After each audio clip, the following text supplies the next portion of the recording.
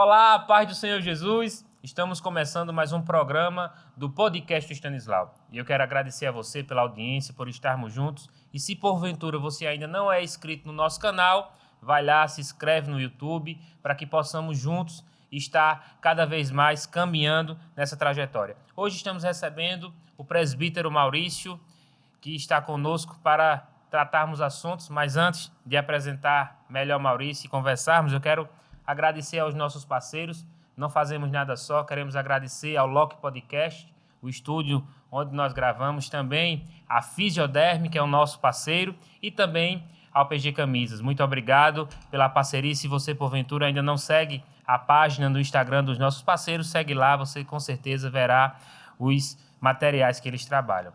Presbítero Maurício, muito obrigado por estarmos juntos essa noite. Deus te abençoe. Amém, eu que agradeço, meu amigo. Estamos aqui mais uma vez, não é? Irmão Maurício, antes de a gente adentrar ao nosso tema, apresentarmos o tema aos nossos ouvintes, eu queria que o senhor pudesse apresentar para aquele jovem, para aquele irmão que não conhece, talvez, eu acho difícil, mas que talvez ainda não conheça o presbítero Maurício. Quem é o presbítero Maurício? Em rápidas palavras. Quero aproveitar para saudar todos com a paz, né? Com a paz do Senhor, aqueles que estão nos assistindo pelas mídias sociais, e dizer que eu sou um servo, né? Um servo do Senhor. Trabalho aqui em Recife, ajudando o nosso pastor presidente, pastor Ailton José Alves, que tem sido nosso orientador, nosso pai. E temos cooperado ali na área 5, lá na congregação em Córrego de Euclides, ajudando o pastor, dirigindo aquela congregação. Meu coordenador evangelista Ezequias. Sou marido de irmã Isabela, pai de Raíssa, Lucas e Júnior, né? São 3. Filho do evangelista Mauro e da irmã Mauricéia, a quem o senhor conhece muito bem, não é? E muita gente conhece, uma mulher de Deus, um homem de Deus. É isso, pai de família, trabalhador, obreiro da casa do Senhor, um servo de Deus, né? Eu só esqueci de dizer que é pregador. Oxa! Irmão Maurício, hoje a gente vai falar sobre a adoração autêntica. Sim. E nessa perspectiva de adoração autêntica, na sua visão, o que é adoração? A adoração, para mim, eu posso falar no sentido estrito da palavra, adoração é reverenciar, não é? É pôr ao alto, exaltar. Mas para mim a adoração vai muito mais além do que isso. A adoração para mim é um estilo de vida. Um adorador, ou ser um adorador, é um estilo de vida. Aquele que trilha o caminho da adoração, não é? Ele coloca Deus sempre em primeiro lugar. É algo bem específico que a gente vai no caminhar aqui, a gente vai delineando, e eu creio que Deus tem coisas reservadas para revelar para a gente, né? Eu creio. Amém, graças a Deus. A Bíblia nos mostra que Jesus disse que o Pai procura aqueles que o adoram em espírito e em verdade. Na prática, o que é que isso pode significar para nós? São 2 palavras distintas, né? A primeira delas, Jesus fala que a adoração deve ser em espírito, e depois ele traz a palavra verdade, não é? Quando nós falamos em espírito, Jesus, antes de dizer àquela mulher que o Pai procura, não é? Ou logo após Jesus dizer isso, que o Pai procura aqueles que o adoram em espírito e em verdade, Jesus vai dizer que a essência de Deus é espírito. Porque Deus é espírito, e assim importa que os que o adorem em espírito e em verdade. Se o adorar ali em espírito, eu entendo, não é? Eu entendo que quando nós adoramos a Deus, deve ser um ato não só físico, mas espiritual. Porque ela logo pergunta, não é? Onde os meus pais disseram que nós devemos adorar no Monte Gerizim. E os judeus dizem que devem adorar em Jerusalém. Ou seja, a adoração daquela mulher estava presa a lugar, a rito, a cultura. Aí Jesus diz, a adoração não é isso. É adorar em espírito. é espiritual, está ligado ao ser daquele que adora. A adoração é de dentro para fora. É de dentro para fora. Não é o lugar. Eu posso adorar a Deus em casa. Eu posso adorar a Deus estando numa UTI. Sim. Eu posso adorar a Deus estando preso em grilhões, né? Como Paulo e Silas cantaram, né? À meia-noite eles estavam lá cantando em prisão por causa do Evangelho. Muitas vezes nós adoramos a Deus até sem falar. Justamente. A nossa vida, o nosso testemunho adora a Deus. Justamente. Ou seja, se o Espírito é informe, se o Espírito ele não pode ser, não é? Como Deus. Deus tem forma, mas a forma de Deus a gente não conhece porque Deus é Espírito. A nossa mente não transcende para entender como... Porque Deus é muito além do que a gente pensa ou imagina. Jesus está dizendo que é isso, que Jesus transferindo isso para a adoração, ele está dizendo que a adoração ela não é bitolada, ela não é presa, ela é em espírito. E em verdade ele está falando da sinceridade, não é? O coração de um adorador deve estar posto no ato da adoração. Não adianta dizer que adora a Deus, mas só de palavras. Porque a vida também é um ato de adoração. A vida, o andar, o deitar, tudo está ligado à adoração. As decisões, tudo está ligado à adoração. Não é? Tudo está ligado à adoração. As renúncias, quando a gente se submete a uma diretriz divina por causa de um propósito divino, a obediência, tudo é adoração. Amém. Então, se a nossa vida e os nossos atos e tudo na nossa vida adora a Deus, então a gente pode dizer de que louvar não é exclusivamente uma adoração exclusiva a Deus, ou melhor, deixa eu reformular. O louvor a Deus não significa somente que aquilo é adoração a Deus. Não, o louvor e a adoração são distintos. Sim. O louvor, talvez eu possa dizer, é parte da adoração. Até uma palavra grega usada para tradução da Bíblia, na Septuaginta, louvar é pôr ao alto. Louvar é exaltar. Sim. Então, o louvor, ele é um ato de adoração. Não quer dizer que o louvor só ele é a adoração. Quando eu não adoro a Deus só louvando. Não. Mas quando eu louvo... Eu adoro. Eu adoro. Entendi. Mas quando eu vivo, eu adoro. Por isso que eu disse no princípio que a adoração não é um ato estrito, é um ato isolado, mas a adoração é um estilo de vida. É uma vida. O que eu faço na minha vida deve ser devotado ao Senhor como ato de adoração. A minha vida deve ser constituída para adorar ao Senhor. Então, o homem, desde que foi constituído no Éden, ele já veio, só o fato de ele obedecer os ditames, as regras divinas, já era um ato de adoração. Porque nós fomos criados, o homem foi criado lá no Jardim do Éden para adorar a Deus. Sim. A gente já veio com essa... O que é adorar? O que é adorar? Tem uma palavra grega, proskeno, que significa prostrar-se diante de uma entidade divina. Sim. Prestar reverência. O ato de prostrar-se como um oriental tinha muitos significados. Entre um deles, a humilhação, subjugação, dependência. Adoração é isso. Quando a minha vida está prostrada diante de Deus. Adorar é isso. Tudo na minha vida deve estar prostrado diante de Deus.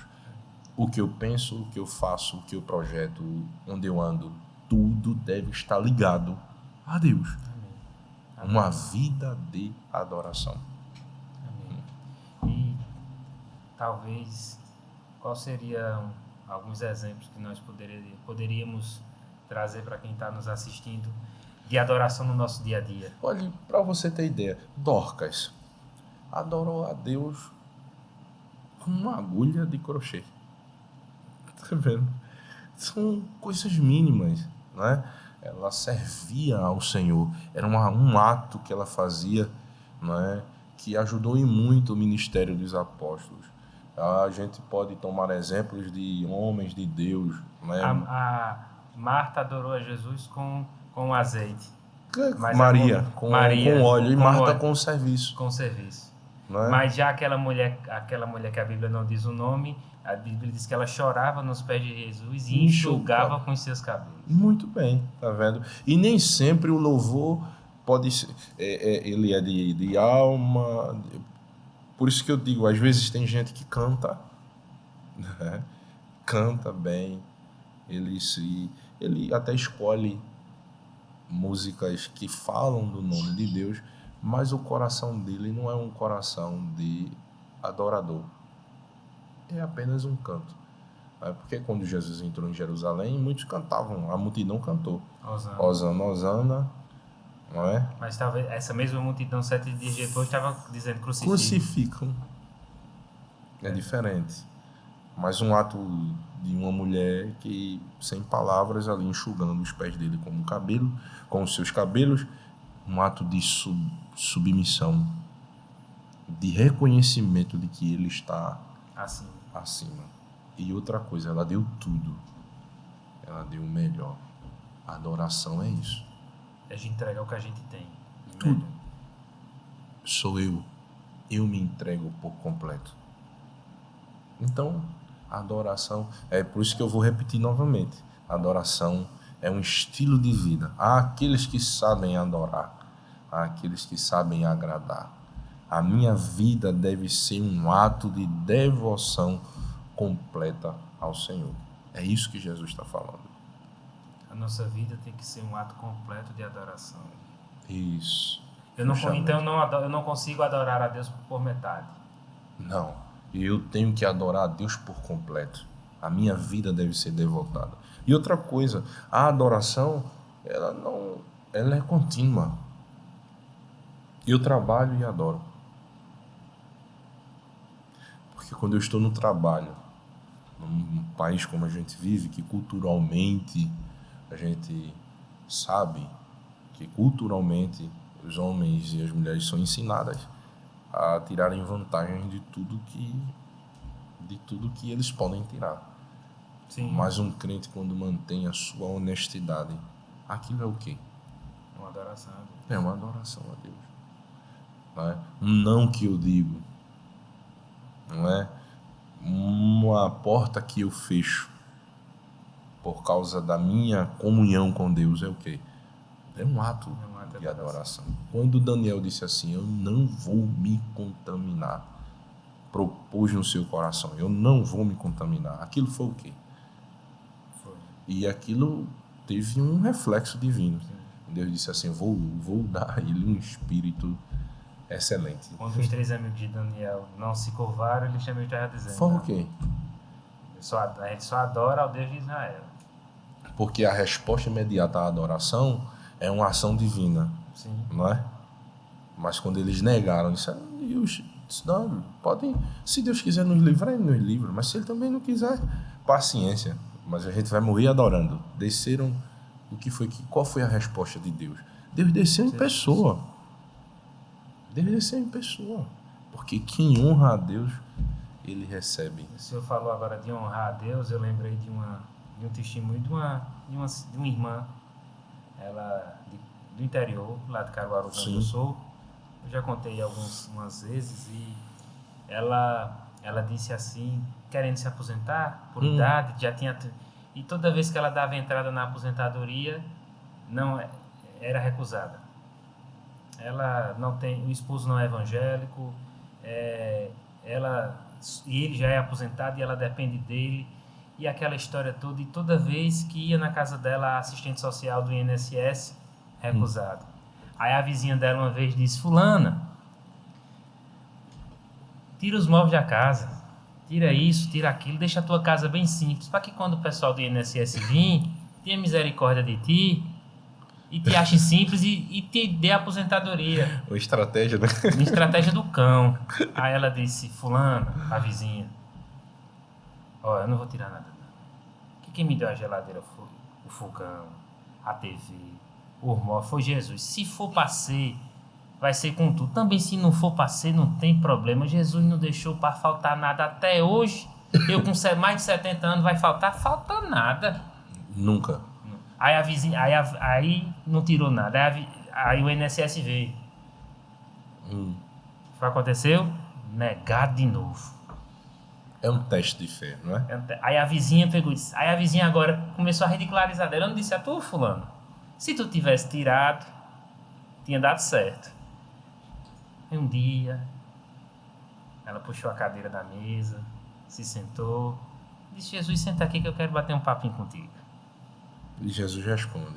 E feito eu disse, quando a gente adora e honra Deus a Deus, responde. Deus chega. Talvez não chegue feito chegou com o Sadraque, Mesaque e Abednego na hora. Que desceu Mas tem uma resposta. Mas Deus nunca deixa a gente sem resposta. Não.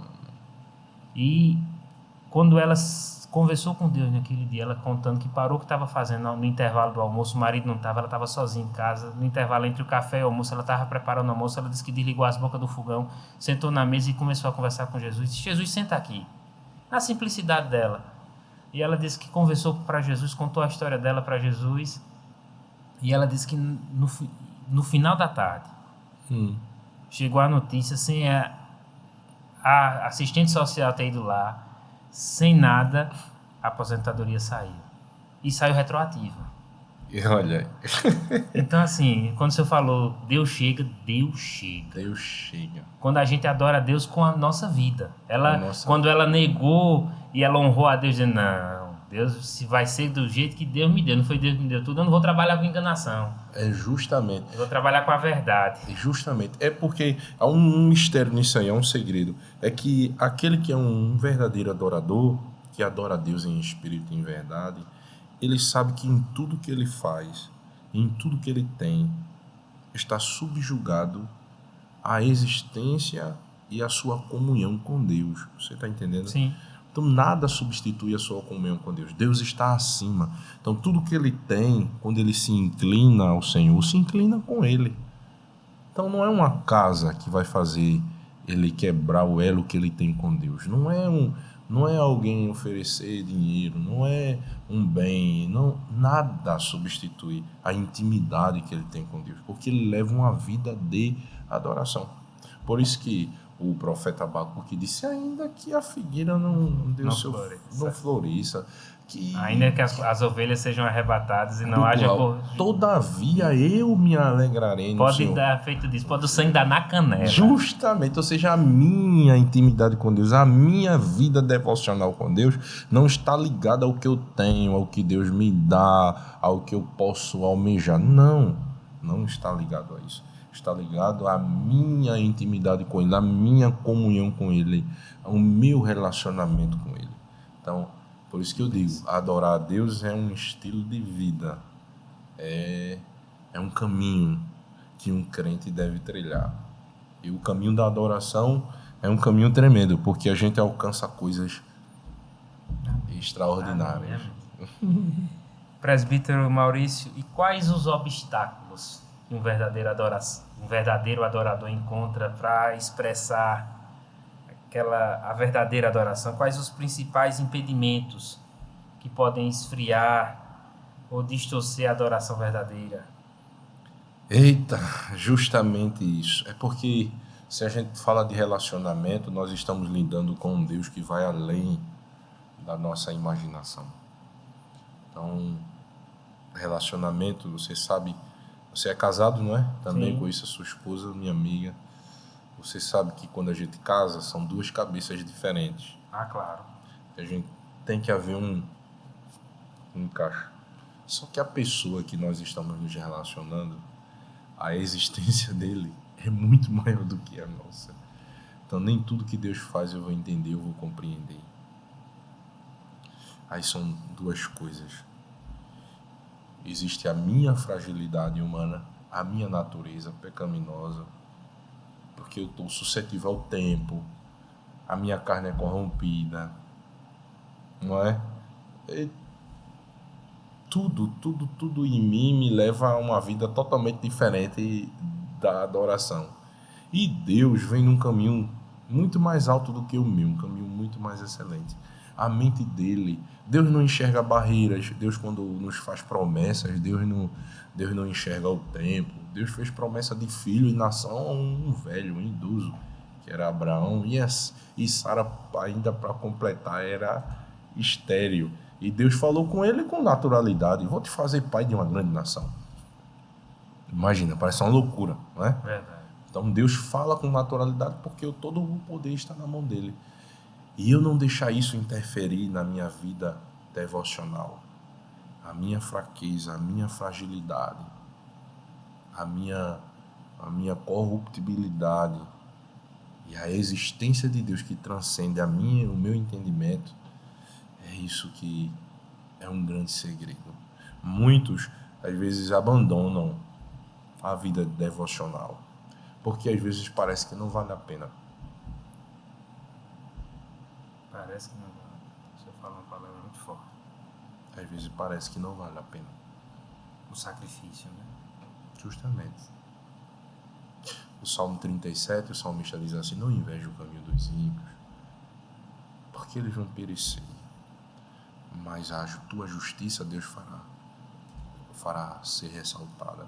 Eu não lembro do Salmo de Asaf. Quase que meus pés escorregaram, porque eu comecei a olhar o caminho dos ímpios.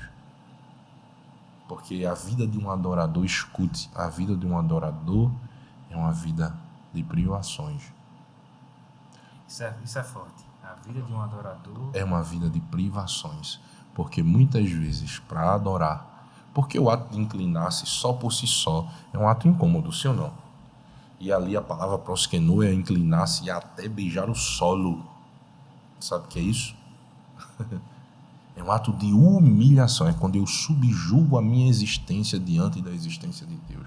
E às vezes uma vida de adoração, Deus vai requerer coisas de mim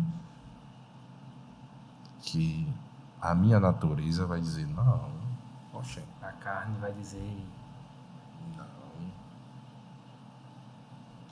Mas a gente vai ter que baixar-se. E quando a gente achar que é o limite, vamos ter que beijar o solo. E aquilo ali é baixar até onde não tem mais para onde baixar. Eu vou dizer uma verdade, e veio no meu coração quando o senhor falou agora do tema, né? Eu vou dizer uma verdade. Aquele que vive ou trilha o caminho da adoração, ele tem que estar disposto a descer todos os degraus.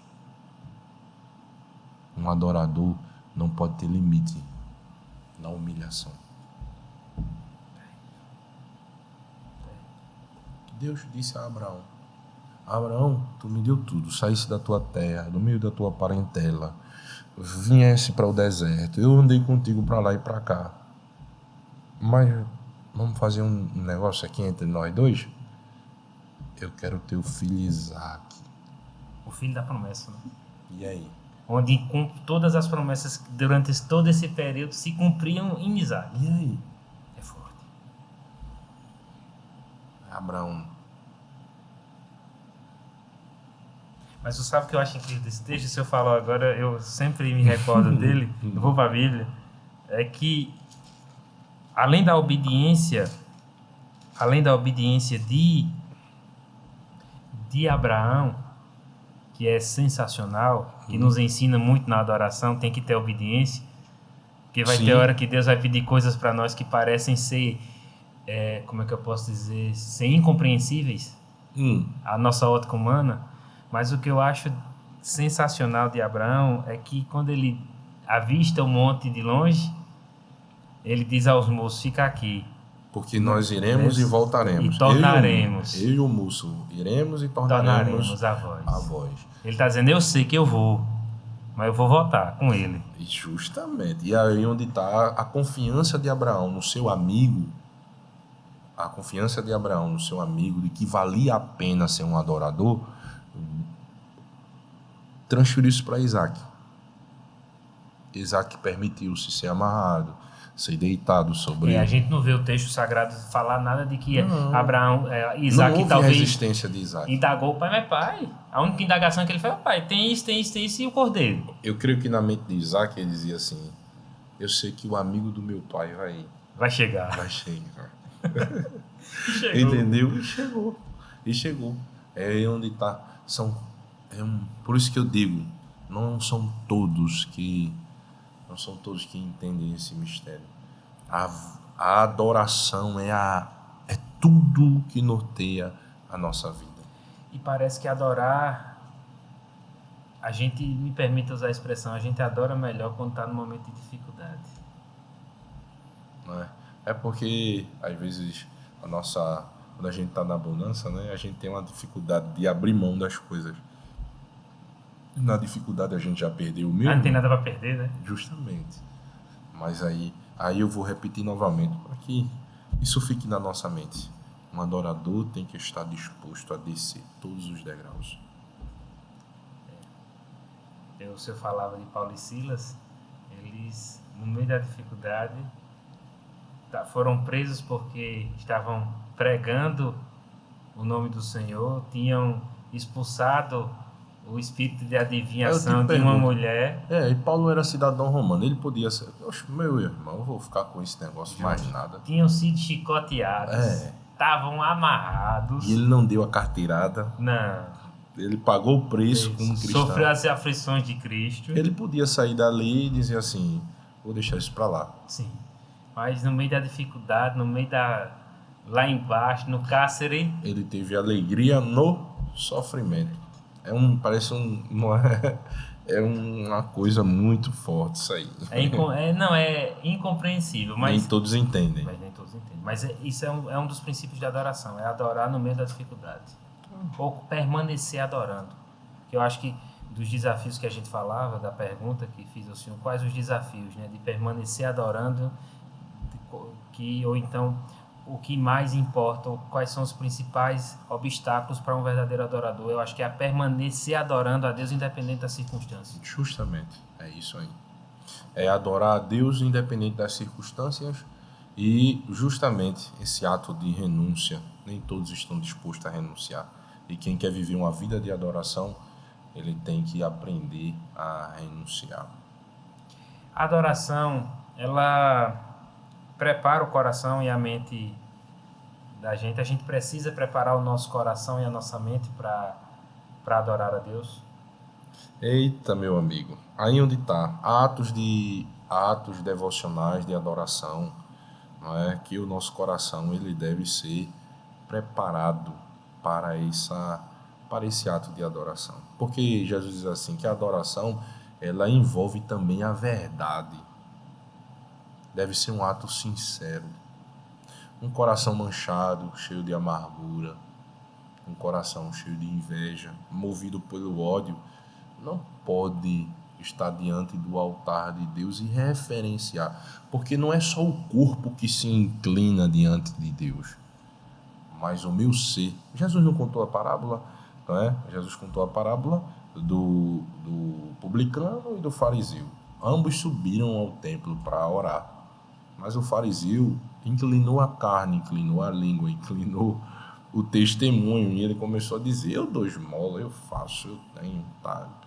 E sou diferente desse aí. Esse daí, não.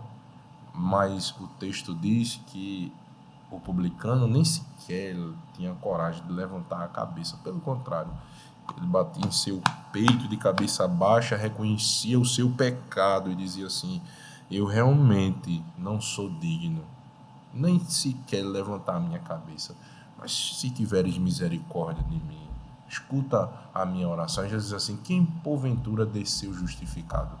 Eu digo que aquele publicano desceu justificado, e o fariseu não foi ouvido pelo Senhor. Ou seja, na adoração o coração é pesado. Isso é desde o princípio, isso é um princípio bíblico, desde Caim e Abel. Quando Caim ofereceu o sacrifício, o coração dele estava afastado do altar. E o coração aqui que a Bíblia está falando não é esse coração de carne. Não, é a raiz, é o centro das nossas emoções. É o que o sábio Salomão escreveu do que Davi lhe ensinou em Provérbios 4. Isso. Em que tudo que se deve guardar, guarda o teu coração. O centro das emoções. Até porque o coração para o judeu não é aqui em cima. Isso. É no ventre. Isso. Não é? Por isso que o texto lá de João, quando Jesus vai fazer aquele milagre com a viúva de Naim, diz que Lucas, né, diz que Jesus moveu-se de íntima compaixão, ou seja, o seu ventre, o seu ser foi movido. Então é isso que o texto está dizendo, que as minhas emoções devem estar voltadas ao ato de adoração. Não é da boca para fora, não é um teatro, deve ser sincero. O meu coração deve estar no altar, entendeu? Deve ser, não é... Levante a mão, não é... Faça isso. Não Olha, me permita, não é nada contra quem faz isso, tá, Não, gente? até Não é porque isso. eu posso Faz adorar a parte. Deus levantando a minha Claro. mão. E, nada né? e até aquele que diz, levante a sua mão, quem incentiva a pessoa a fazer isso. Não Não, tem nada problema. contra, mas não é isso, não é só isso. Não ato de obrigação. Sim. Não ato de obrigação. Né? Não é um ato imposto, é um ato voluntário. É Porque um ato... talvez quando a gente pense que é só a adoração se passa num culto onde o pregador, onde aquela pessoa que está cantando diz que você levante a mão, que olhe para o seu irmão, que diga uma palavra, que repita outra palavra, que dê um glória a Deus, diga um amém. Se a gente só pensar nisso, fica uma obrigatoriedade, feito o senhor está dizendo, e a gente esquece que a gente adora com todo o resto da nossa vida. Justamente. E até tem outra coisa, um adendo que eu queria fazer, que é uma preocupação que a gente tem que ter também, para que a nossa adoração não fique mecanizada. Porque o ato de adorar também envolve emoções. As minhas emoções também devem estar presentes no ato de adorar. Não é? Para que a gente não fique uma vela, não é? Uma pedra fria de... Não, o ato de adorar envolve emoções, envolve lágrimas, envolve o choro de alegria. Não é? Eu sei que o senhor já falou, mas eu adoro a Deus quando eu obedeço. Com certeza. Aí é que adora a Deus mesmo. O ato de obediência, já Jesus ensinou, não é? Lá em 26 de Mateus. Sim. Se possível for, passa de mim esse cálice, contudo, seja feita a tua vontade. O fato de Jesus se resignar e cumprir aquele ato de obediência, foi um ato que agradou a Deus diretamente. A obediência, ela é um fundamento da adoração. Como eu vou reverenciar se eu não obedeço? Se eu não cumpro? Não tem como. Isso não é adoração, tá incompleto. Aí eu grito, levanto as minhas mãos, mas vivo uma vida de desobediência, a minha adoração está incompleta. Eu vou dizer de novo, a adoração é um estilo de vida, é completa, é obediência, é o que eu faço, é o que eu digo, é onde eu coloco a minha mão. Tudo está inclinado, tudo que eu faço, tudo que eu movo é para exaltação do nome do Senhor e estar inclinado à pessoa de Deus. Então eu posso dizer de que eu não consigo me relacionar com Deus se eu não adoro. Justamente. A adoração é parte do meu relacionamento com Deus. Ela me condiciona a se relacionar com Deus. Se eu não sou um adorador, seja ele porque a gente está lidando com a divindade, qual seja, a soberania de Deus, não é? Sem fé é impossível agradar a Deus, porque importa que aqueles que querem se aproximar de Deus creiam que Ele existe e o que mais? Ele vai dizer, creiam que Ele existe, creiam na sua existência e que Ele é galardoador daqueles que o buscam. O buscar ali não é somente de buscar para encontrar, sim. Não é? Mas é daqueles que o buscam como ato devocional, é daqueles que se devotam a Ele, daqueles que se inclinam para Ele. Se entregam a Ele, que o adoram, não é? Porque Deus é um ser supremo, Deus é um ser soberano. Não, Deus está acima de todas as coisas e a Bíblia mesmo diz que tudo é para Ele, por Ele e para ele. Deus diz em Crônicas, se o meu povo, que se chama pelo meu nome, se humilhar, ou seja, se abaixar. A gente já viu essa noite que adoração é humilhação. Humilhação é um princípio para se relacionar com Deus. Eu vou ser mais categórico. Ninguém pode se relacionar com Deus olhando assim para Ele. Tem que ser pelo feito publicano. Tem que ser assim. Porque quando eu me abaixo, eu reconheço que a existência dele é maior do que a minha. E é o lógico, né? Sim. Quem somos nós, Manuel? Deus precisa da gente em quê? Se a gente tiver ou se a gente não tiver, vai acontecer do mesmo jeito. Porque ele é Deus e Amado, ele criou tudo do nada. Justamente. A matéria que te constituiu... Pode faltar ouro, prata, agora barro tem, filho. Se Deus quiser fazer tudo de novo, Ele faz tudo de novo. E a Bíblia diz que ele chamou a existência do nada. Justamente. Nós, como ser tricotômicos, né, dividido em 3 partes, a parte mais preciosa que existe em nós não é nossa. Vem dele. Vem dele. E o escritor da Bíblia Sagrada vai dizer que quando a gente morrer, ela volta para Deus. Que o Espírito acha o sopro da boca de Deus, o sopro de vida. Nem a vida que habita em nós é nossa, foi dada por Deus. Como eu vou olhar para Deus assim, com soberba? Não. Vou dizer, eu não creio em Deus. Justamente. Assim, eu não teria essa coragem, né? Quem tem... Quando a gente reconhece, o mundo reconhece, de que existe um Deus que não precisa ser adorado para ser Deus, mas de que a gente precisa adorar a Ele para ser alguma coisa, não tem como não se render. O que está faltando ao mundo é isso, é render-se à existência de Deus. O mundo lá fora procura de todas as formas menosprezar essa ideia. Eles querem colocar o quê? O homem no lugar de Deus. Tudo hoje, né? Os artistas no lugar de Deus. Preencher Preencher esse vazio que existe dentro da gente. Justamente. Porque fomos feitos para adorar a Deus. Justamente. Então, o homem que não adora a Deus tem algo faltando nele. Então, ele preenche na droga, ele preenche nos vícios, ele preenche na prostituição, ele preenche no pecado, ele preenche em outras coisas, várias outras coisas. E não preenche, termina não preenchendo. Não, sempre vai estar vazio. Justamente, porque esse lugar só quem ocupa é Deus. Esse lugar só quem ocupa é Deus. Ele é feito do tamanho que só Deus é quem pode preencher. Gostei. Ele é feito do tamanho que só cabe Deus. Só cabe Um Deus enorme. Infinito. Mas cabe dentro desse espaço que tem dentro da gente. Justamente, meu amigo. Terrível, terrível, terrível. Agora, o que o senhor diria, talvez, para aquele irmão que está assistindo a gente, que esteja, ou já caminhou e parou na caminhada, ou talvez ainda não professa a mesma fé que nós, mas que está nos assistindo, mas ainda precisa melhorar na adoração. Eu vou usar essa câmera ali, né? Disseram que é aquela dali que a gente fala. O evangelista Enoque diz que é a câmara da revelação.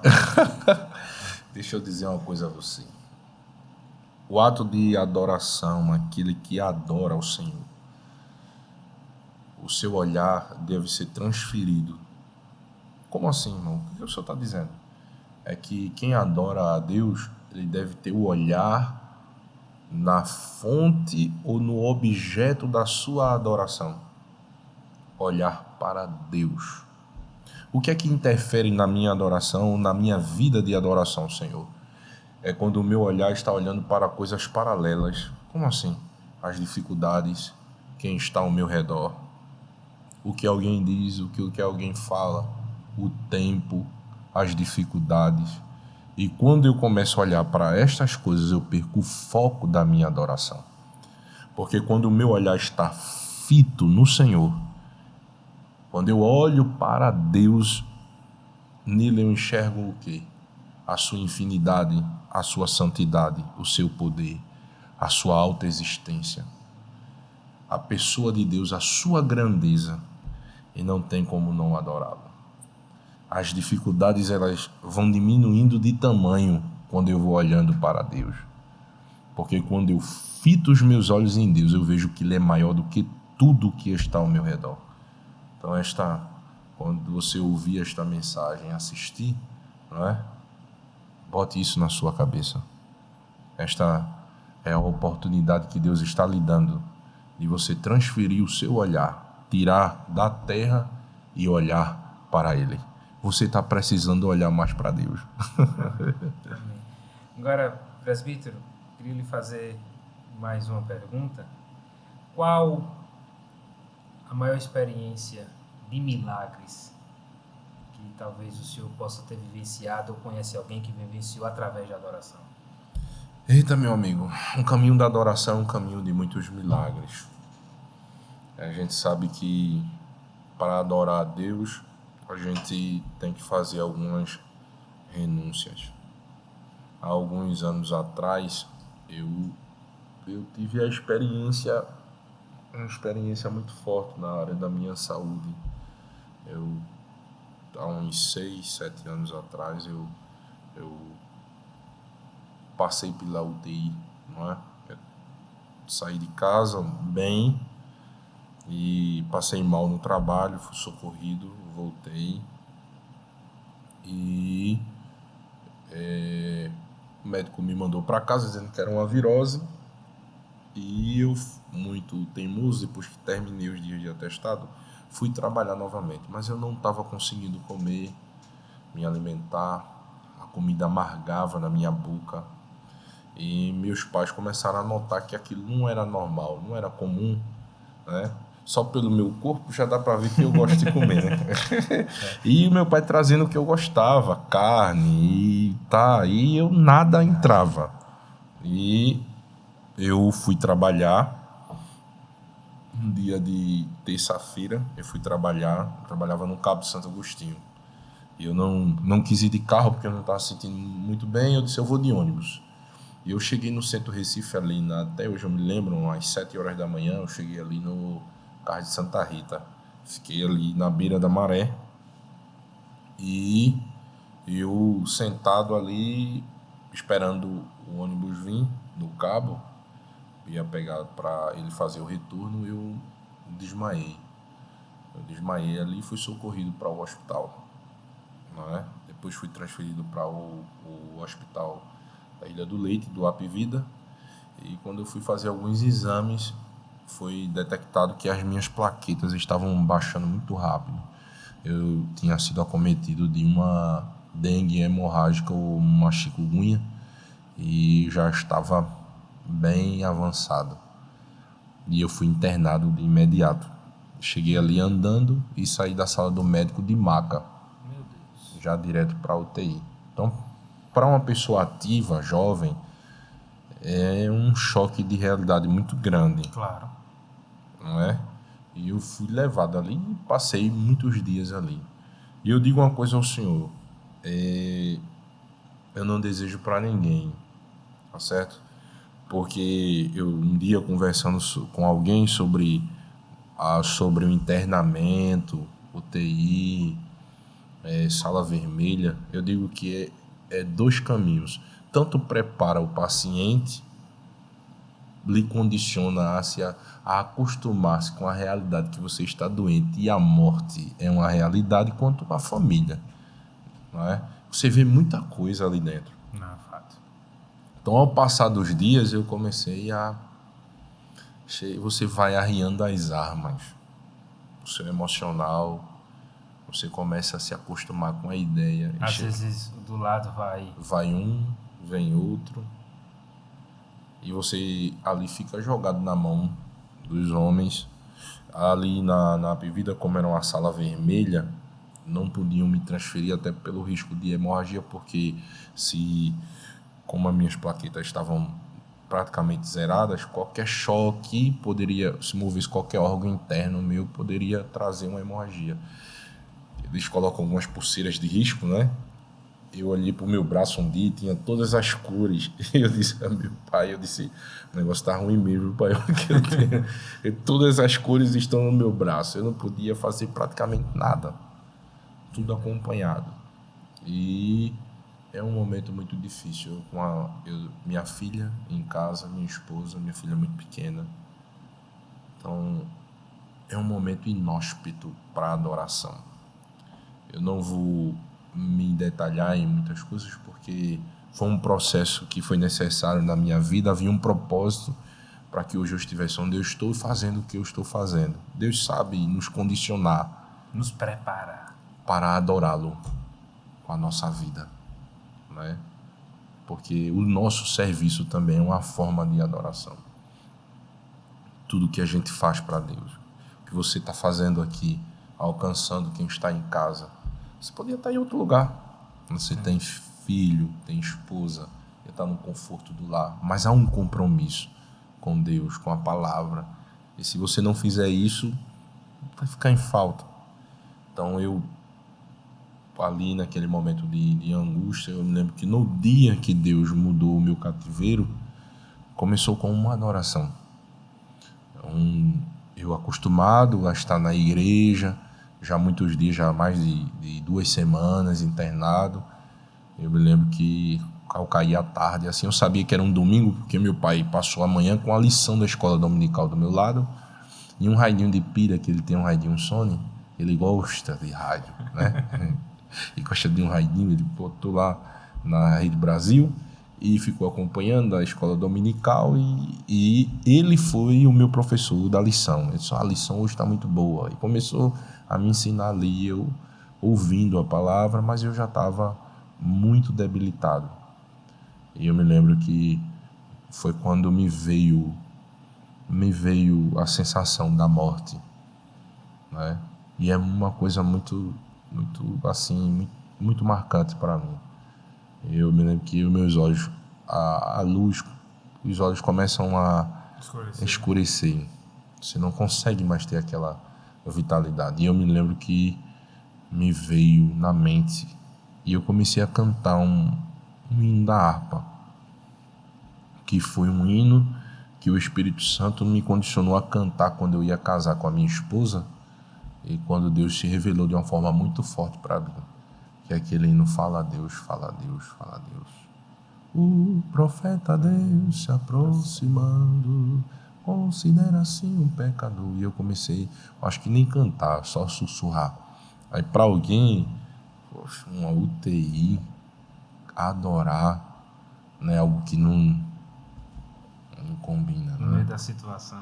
Mas eu lembro que naquele dia, eu adorando ao Senhor, cantando, hoje eu posso dizer com mais liberdade, porque ele me autorizou e um dia eu contei quando eu estava com ele, que foi o pastor Júnior, pastor Ailton Júnior. E para minha surpresa, naquele dia ele chegou na UTI. Ele chegou, nosso pastor, um cuidado de pai que ele tem, mandou que ele fosse lá. Quando ficou sabendo que eu estava internado, que o pastor não sabia, para todo mundo foi uma surpresa, foi um baque. Eu muito jovem. Novo. Acho que eu tinha 28 anos. Sem nenhum histórico de doença. Nada, do nada. E o pastor Júnior, dia de domingo, tinha um compromisso aqui no Tempo Central, mas ele voltou e foi para lá. E me lembro, eu não reconheci ele direito, assim. Quando ele entrou, minha visão meio embaçada, aquela penumbra, né? Eu só reconheci ele pela voz, a voz grave, né? Filho, aí estás fazendo o que aqui? Não é? O seu pastor mandou eu vim orar por você. E foi naquele dia, um ato, Deus já tinha preparado o meu coração antes que o pastor chegasse. Com a adoração. Com a adoração.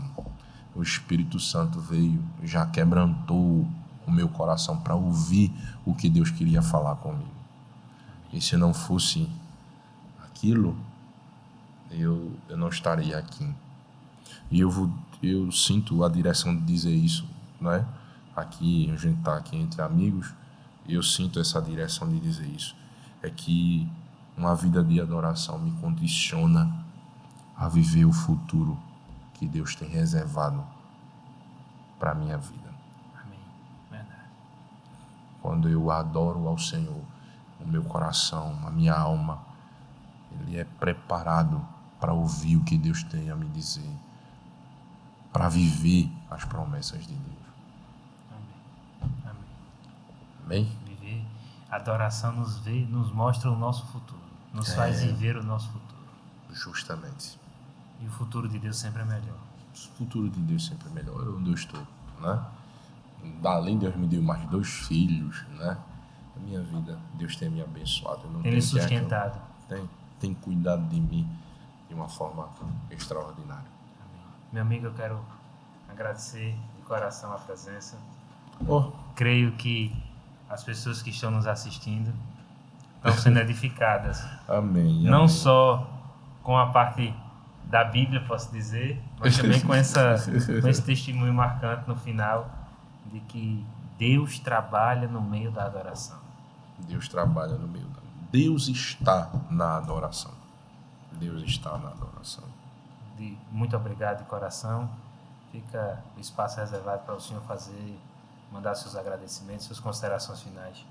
Eu quero aproveitar para agradecer, né, a você, que é meu amigo, meu irmão. É isso, Deus te abençoe, né, a tua vida, tua família, teu pai, o pastor Hélio, que é um amigo, e o nosso pai, o pastor presidente, pastor Ailton, não podemos deixar de falar dele, toda a direção da igreja, né, que tem nos permitido, nos autorizado a estar aqui com o Senhor, né, ajudando de alguma forma. E eu quero agradecer a minha família, minha esposa, né, meus filhos, minha mãe, meu pai, meu sogro, minha sogra, e acima de tudo, agradecer ao meu Deus. Amém. É o seu Deus também. O nosso. É porque quem é adorador, ele toma posse, né? Sim. Ele é o meu Deus. A ele eu agradeço. A ele seja a honra, a glória e o louvor para sempre. Amém, meu amigo. Foi um prazer estar contigo. Obrigado. Que Deus continue te abençoando.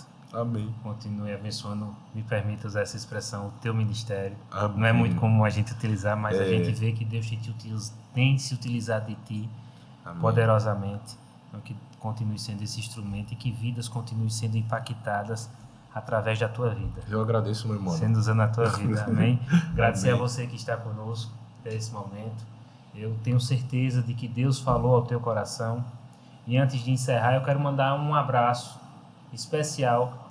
A gente, a semana passada, estivemos em João Pessoa e algumas pessoas nos abordaram dizendo de que nos assistem de Maceió, assiste de João Pessoa, de São Luís do Maranhão.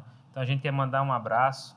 Você que nos assiste dessas cidades e de outros lugares fora do nosso estado aqui em Pernambuco, fora de Recife, você que tem acompanhado o podcast do Stanislau, muito obrigado. E se Deus assim nos permitir, até o próximo programa. Que Deus te abençoe.